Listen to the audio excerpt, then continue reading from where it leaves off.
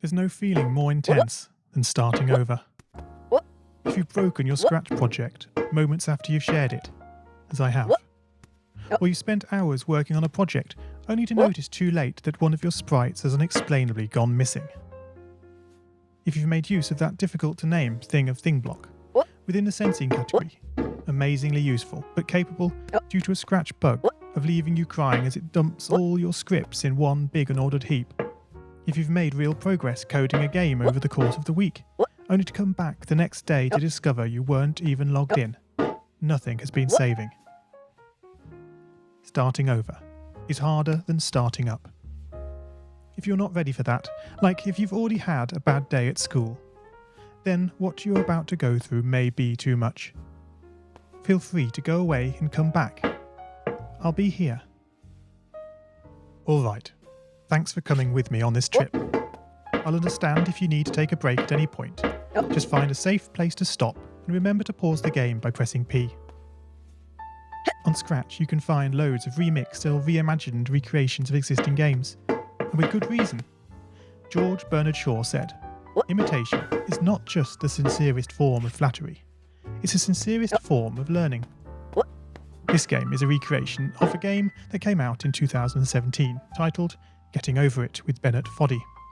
That game in turn was a homage to a free game that came out in 2002. Both games involved dragging yourself, using a hammer, up a mountain assembled from assets and objects sourced from many other games. It seems appropriate then that, when trying to recreate Getting Over It in Scratch, that we should construct our mountain from the same assets used in literally millions of Scratch projects, the unmistakable contents of the Scratch costume library.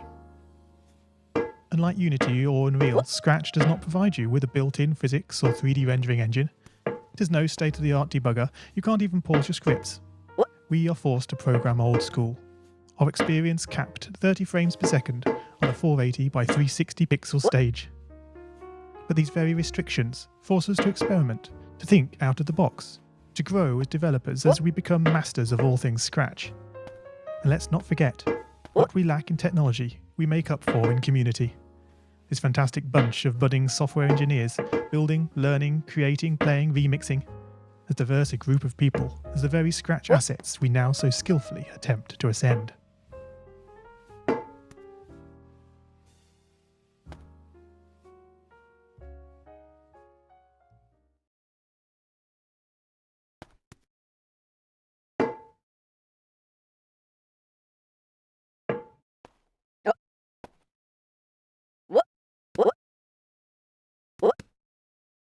The act of climbing, in the digital world or in the real world, has certain essential properties that give the game its flavour.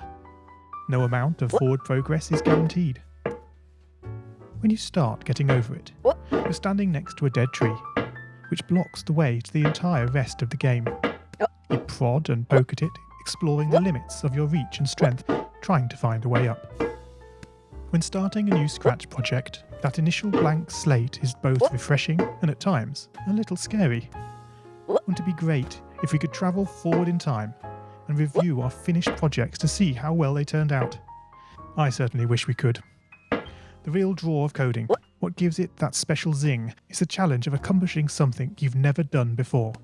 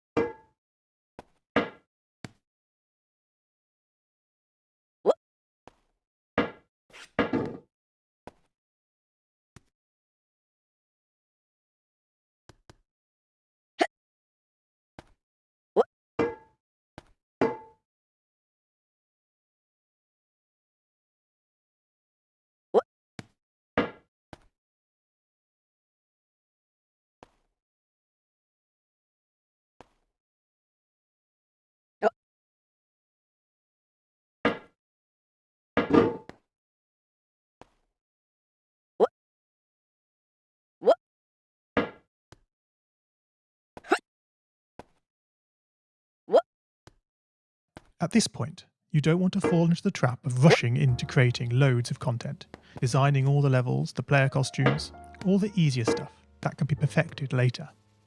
No, before all that, you need to prod and poke that tree. That is, understanding the coding difficulties you're expecting to face and try out any ideas to solve them. You may not be able to time travel, but at least this way you can get a good idea of how well your project is likely to go, and potentially save yourself a lot of time. This project began life a couple of months ago as 3 simple scripts: the player, hammer, and level. I spent no time on the art, just using Scratchcat and a few rectangles drawn in the sprite editor. The scripts for the player quickly mocked up in a similar fashion to those I teach on my YouTube channel. With the hammer I had to improvise because I'd never done a thing quite like that before, and boy did I prod and poke at those scripts. What I had imagined and the results I was achieving were hard to reconcile. The hammer and the player sprites would get stuck in the walls and ground, shake and jiggle and clip up to the top of the screen. Worst of all, when I tried the bread and butter action of lifting the player up upon the hammer, any tiny movement would throw the player into a crazy up and down motion as if bouncing upon a possessed pogo stick. Things don't always turn out as you want them to, and sometimes it's good to take a break. So, for the time being, I shelved the project, letting it slowly slip down the list of unshared projects, joining the countless multitude of unfinished, unseen projects that haunt the vast storage archives of MIT. Have you, as you've been playing this game, stopped to wonder how you can balance on a hammer that is held out to one side? It feels quite natural in game, but try it in the real world, and you'll not get your feet off the ground. No, this game is bending the rules of physics. Although I was not actively working on the project, the desire to code the game and solve the initial problems constantly played on my mind. Finally, I decided to give it another go.